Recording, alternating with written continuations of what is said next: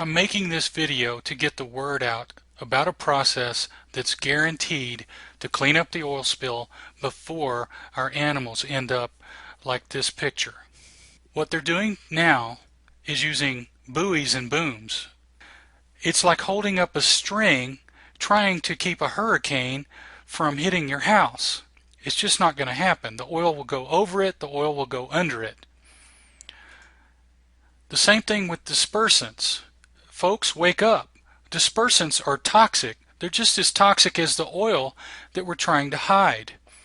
It's like putting paint thinner on a glob of wet paint. It just thins it out. It doesn't get rid of anything.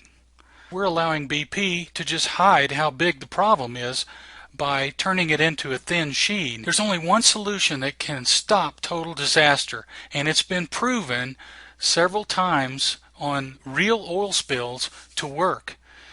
And I have physically talked to several of the companies that provide this particular solution, and they are sitting there saying they have warehouses full of product.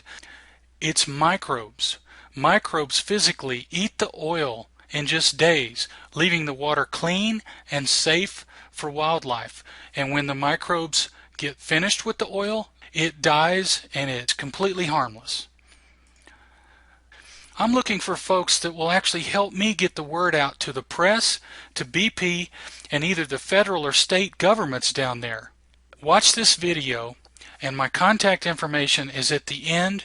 Get in touch with me, and I will talk to anybody that will listen, and we'll get this mess cleaned up in 6 weeks, not 5 or 6 years. Most Texans remember these news photographs of the megaborg burning out of control in the Gulf of Mexico, releasing 4.6 million gallons of toxic crude oil. What you may not remember is a smaller story, the first open sea application of oil-eating microbes to help clean up the mess.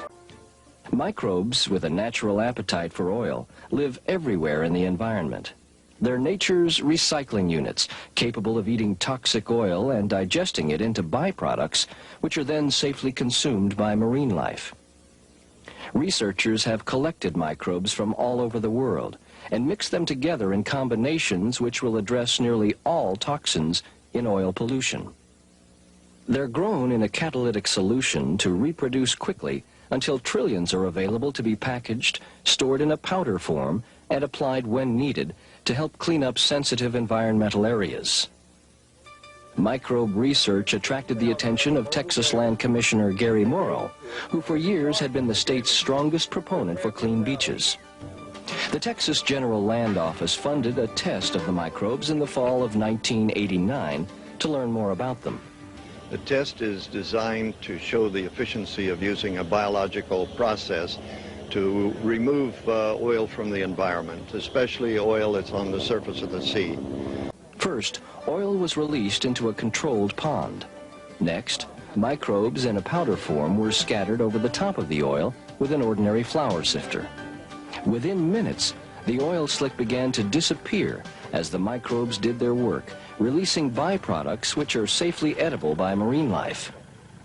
Shrimp, which had been placed in the control tank, began to rise to the top and nibble on the microbe byproduct as it slowly sank to the bottom. Once the oil had been consumed, the microbes began to die off due to lack of a food supply. The microbe level in the ponds quickly returned to normal. Water samples were taken for analysis by Lower Colorado River Authority experts and later reported to be non-toxic and effective. Then the megaborg, loaded with 38 million gallons of crude oil, caught fire. For several days it burned out of control in the open Gulf of Mexico. Commissioner Morrow and the Land Office pushed for and finally won the right to use this potential disaster for the first open sea testing of the oil-eating microbes. The powdered microbes are mixed with water, then applied using standard firefighting equipment. Cost is about 1/10 of the price of current spill response techniques. Later in Houston, Commissioner Morrow and Texas Water Commissioner Buck Wynn announced the results. If you can believe your eyes, we had a great success. And if you can believe the scientific results of our small-scale application test, We're on the verge of a major breakthrough. We have absolutely no evidence that there are any harmful side effects from these microbes. It's time for us involved in oil spill response to put bioremediation at the center of our oil spill contingency plans. And when you look at the tools we presently have to work with, booms, skimmers, dispersants, and absorbents, bioremediation stands out above all of them. Because these naturally occurring microorganisms appear to degrade significant quantities of oil in a startlingly short period of time, and because we have yet to identify any harmful side effects from the products used, I am persuaded that this technology can be developed and used as a valuable weapon in our arsenal to deal with future oil spills. Little did the two officials know that in about 2 weeks they'd have to make good on their promise. A barge filled with heavy crude was struck by a ship and began leaking its contents into Galveston Bay. This time it was not the open beaches that were threatened, but the sensitive marshes and breeding grounds of many aquatic birds and other marine life. As oil flowed into the marshy areas, cleanup was begun, but workers quickly found standard skimmers, booms, and sorbent materials hardly worked at all. And just walking through the wetlands can harm the grasses almost as much as the toxic oil. Dispersants could not be used because they also were toxic to both wildlife and plants. Application of microbes was again authorized, this time in marked zones, so specific conclusions could be drawn about their effectiveness. Microbes were sprayed with hoses from boats offshore, minimizing trampling of the marsh grasses. Just 6 weeks later, the results were evident. In areas where bioremediation was used, grasses flourished and the mud banks had returned to normal. Small living creatures returned to the area. All signs of shoreline discoloration had disappeared. In those areas left untreated, marsh grass was brown and dead, and wildlife absent or endangered. At a bioremediation symposium at Lamar University, Commissioner Morrow commented on the results.